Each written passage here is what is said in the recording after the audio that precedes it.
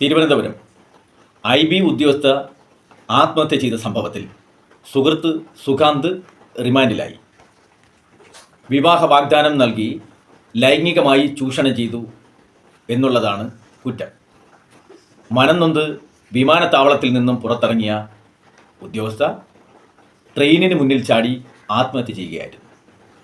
ഗർഭഛിദ്രം ചെയ്തു, അക്കൗണ്ടിലെ പണം കൈക്കലാക്കി ചാകാൻ നിർദ്ദേശിച്ചു എന്നുള്ളവയാണ് സുകാന്തിനെതിരെയുള്ള കുറ്റങ്ങൾ. മുൻകൂർ ജാമ്യാപേക്ഷ ഹൈക്കോടതി തള്ളിയതിനാൽ ആഴ്ചകളോളം ഇന്ത്യയിലെ പല ക്ഷേത്രങ്ങളിലായി പ്രതി സുകാന്ത് കറങ്ങി നടന്നു.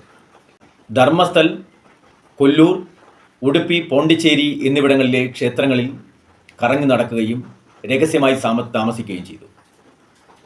അവരോട് മരിക്കാൻ പറയുന്നതിന് പകരം കൂടെ സന്തോഷമായി ജീവിച്ചുകൂടായിരുന്നോ എന്നാണ് സുകാന്തിനോട് പ്രിയപ്പെട്ടവരെല്ലാം ചോദിക്കുന്നത്. എന്നാൽ പൈശാചികവും മൃഗീയവും നീചവുമായ പ്രവൃത്തിയിലൂടെ ഒരു ജീവനെ നഷ്ടപ്പെടുത്തുവാൻ സുകാന്ത് കാണിച്ച ആ ഒരു തെറ്റായ പ്രവണത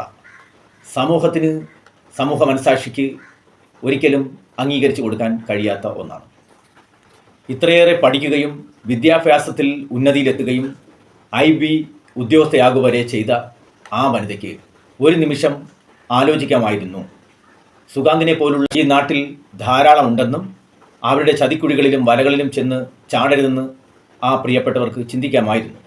പക്ഷേ ഒരു നിമിഷം അവരുടെ വിദ്യാഭ്യാസവും അധികാരങ്ങളും എല്ലാം സുകാന്ത് എന്ന് പറയുന്ന ഒരു ദുഷ്ടൻ്റെ കാൽ കീഴിൽ അടിയറവ് വയ്ക്കുവാൻ ആ പ്രിയ സഹോദരിക്ക് മനസ്സിലേക്ക് ഒരു ഡൈവേർട്ടുണ്ടായി എന്നുള്ളതിൽ ഞങ്ങൾ ഖേദിക്കുകയാണ്.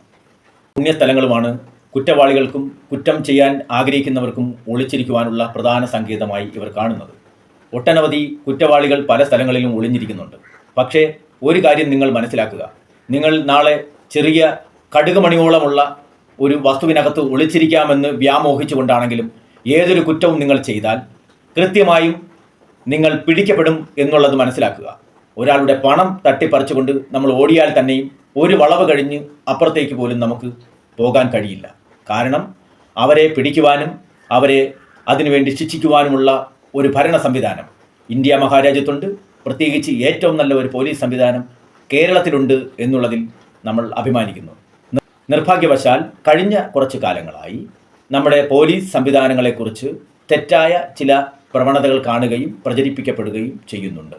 അത് ഒഴിവായി കിട്ടിയാൽ ഏറ്റവും നല്ല രീതിയിൽ സുസജ്ജമായി പ്രവർത്തിക്കുന്ന ഒരു ടീമായി കേരളത്തിലെ പോലീസ് സംവിധാനത്തെ മാറ്റാൻ കഴിയുമെന്ന് ഞാൻ പ്രത്യാശിക്കുന്നു. വിൻ്റർ ഹെവന് വേണ്ടി CV ശരവണൻ. നന്ദി, നമസ്കാരം.